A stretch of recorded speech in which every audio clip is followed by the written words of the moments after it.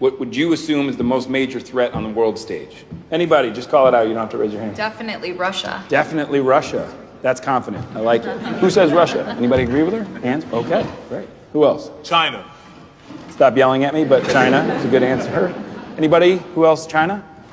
North Korea? North Korea. Any North Korea takers? And Venezuela? Anybody? No? Oh, yeah. One guy in the back. A little worried about Venezuela. Everybody's cool with Venezuela? No threat? Okay. Let me ask you this. Which one of these places can claim to have the largest oil deposit on the planet? More than Saudi? More than Iran? Wow.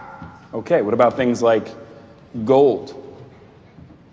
More than all the mines in Africa combined?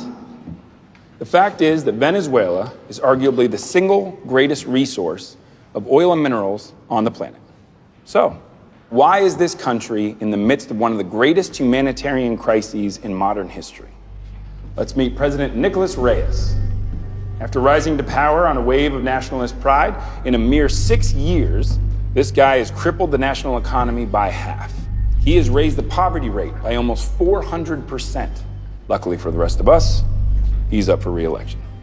So, who's running against him? This is Gloria Bonalde. Now, Gloria is a history professor turned activist. She's running against him on a social justice platform and on the strength of, in my humble opinion, just not being an asshole. Analyst predictions, as of today, have the chances of Venezuela's total economic collapse at 87%. On the news, they'll call it a crisis. But on the world stage, they'll call it a failed state.